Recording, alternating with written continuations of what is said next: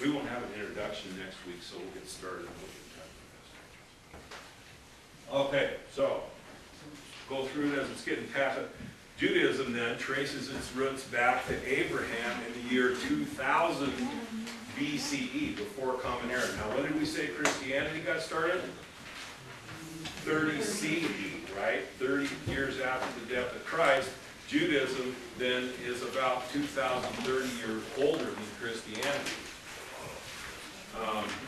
God's promises to Abraham and his covenant bring the relationship between God and the Jews. We'll learn a little bit about Abraham too in church on Sunday, because our focus will be on the promises that God gave to Abraham. And again, it's this whole idea of God starting over. Okay, God puts the Garden of Eden in. Darn, that didn't work. You know, and then so he says, well, I'm going to flood the earth and start all over again. So he floods the earth. What am I going to do, you know? Well, Abraham's his next experiment in humankind. He says, okay, well, this didn't work for Adam and Eve. You know, it didn't work with the flood. So I'm going to take this Abraham, I'm going to do a new thing. Isn't that what God does? Well, we find out, we know now, you know, centuries later, that didn't work either. You know, but that was, again, God's attempt to establish a relationship with people. Because this covenant promise to the Jews. Okay? There are about 6 million Jews living in the United States, so that's quite a few Jews, just in the United States alone. The central teaching is that God is personal, all-powerful, eternal, and compassionate. Do those things sound true of Christianity as well, maybe? And we're seeing some similarities here with Judaism, right? Because that's where we come from too. We're children of Abraham, right? Okay? God's history and basic teachings are found in the Torah, first 5 books of the Old Testament, right? And in fact, the Jews accept the entire Old Testament. Okay, well, that's part of our Bible, right? So we got some other. Well, then they've got another little thing called the Talmud, which is just some writings from some ancient rabbis. There's some other stuff that they use. That has anybody ever even seen a Talmud? I mean, I haven't seen it. Not pertinent to us. God doesn't speak to us through that, does he? Speaks to them through it, doesn't speak to us through it. Other major teachings, Judaism stresses obedience to the law. Okay, we're talking about 10 Commandments stuff here now, right? Okay, obedience to the 10 Commandments. How's that working out for you? You know, I mean, anybody here been able to keep those 10 Commandments their entire lives? Maybe. I don't know if I've been able to do it in my life. But yeah, it doesn't work real well. For them, that's the deal. That's how they're still working their way into heaven. You know, good luck with that. I can't do it. I tell my confirmation kids in every class, I can't do this stuff. But I got to have Jesus, because if I don't have Jesus, I'm going to hell. I'll tell you right now. Right? I can't do that stuff. Okay. Acknowledge the need for God's mercy.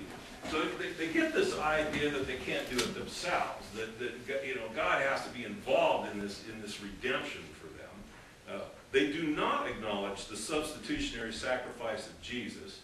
In other words, they don't believe that Jesus is the Son of God, and that his death on the cross is part of God's plan of salvation. Many Jews are still waiting for Jesus to come. They believe he hasn't got here yet.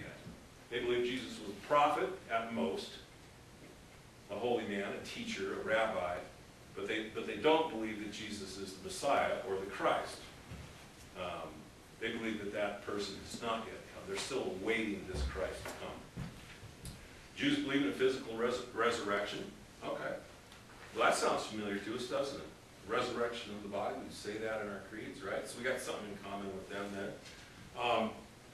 They believe the Messiah's arrival will mean the restoration of Israel and his physical rule on earth. Does that give you a little hint, a little glimpse into why they didn't accept Jesus as Messiah? I mean, Jesus comes to earth, right? And Israel's not restored. Jesus comes to earth during the time of Roman occupation in Israel. There is no restoration of Israel that happens during the time of Jesus' life on earth. They are oppressed. They are oppressed people. So you can kind of see where they're saying, well, this can't be a Messiah. There's no restoration of Israel going on here.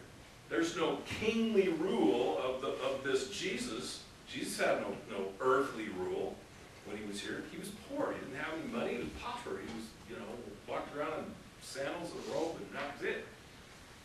So they're saying this is going to be Jesus. This is what this is supposed to look like. Their idea of Messiah is not David, King David. All of a sudden Israel's going to rise to power and rule the earth like they did during the time of King David.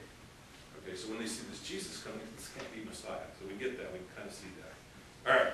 So turn your paper over on the back. There's some work to do there. You might need a Bible for this, huh? Okay. So what have we learned from this? We learned we don't have time to go around and do everything. We'll have to fill it in. But what we're talking about here is this is the Old Testament stuff. God's making a promise, right? In every single one of the scriptures in the Old Testament you've read, there's a promise being made. And over here in the New Testament, God's fulfilling that promise. And that's the whole thing that the exercise is meant for you to see, is that these things aren't working out real well, a lot of them. And God is promising that there's some new things that are going to happen. God's understanding in the lives of the Jewish people in the Old Testament that those original experiments aren't working really well. And he's going to have to do some new things. So there's some ideas that are starting to come out in Old Testament prophecy that we see fulfilled in who? In Jesus, right? Yeah. Bethlehem. Micah comes out and says, Bethlehem, not the least of these, will bear this son. And there's this idea in this table of a new covenant. The old one's not working, but take heart. I've got a new thing I'm going to do. So we see some connectedness here then between Judaism and Christianity. Okay, that's the point. Is that these are not separate.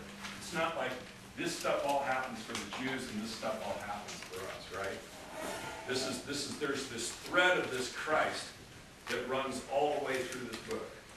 There's always the promise of a new thing happening. Always the promise of a new thing happening. And then over here, we look in hindsight and we see how God kept those promises. So the Judas don't believe in the New Testament? Is that what you're talking about? They don't. Because it's this Jesus. Yes, this Jesus does not fit their idea of what this suffering servant will look like. It just doesn't fit in their brains. They're like, no, we're expecting David, massive armies, great economy, ruling the world kind of stuff, and that isn't what Jesus did. Are they Christian? Huh? Are they Christian? Who? Are Jews Christians? By definition, turn your paper back over. Both of them. Christians believe that Jesus is who? Do Jews believe that? Jews do not believe that. So Or Jews Christians. the Old Testament they believe, and it's still going on for them. The New Testament is like a Well, anybody fairy can tale. contradict. So the Torah is the Old Testament. No, people Jewish heritage that they use. Yeah, that's true, because Judaism is as much culture as it is religion. Absolutely. But you That's can, what I thought. I thought it was a culture. well, it is. It's as much culture as it is religion. But you could even say that in Islam, too. I mean, you could say, the whole, but we'll get into this a little bit more next week and talk about Islam. Islam, they're children of Abraham as well. Ishmael. Yeah, we'll learn how God's going to do it. God says to Abraham, I'm going to make a great nation. Right? This table kind of looked at that idea of we're going to make a great nation of you. Well, he does the same thing with Ishmael. And then that nation is the nation of Islam. So there's another covenant going on off the side here with some other descendants of Abraham we'll look at next week. Also, between these two books, and this will be the last thing. between the last writing of the Old Testament and the first writing of the New Testament, there's called 300 silent years. There's 300 years that separate the last thing that was written in the Old Testament from the first thing that was written in the New Testament. There's 300 years now where God quit speaking.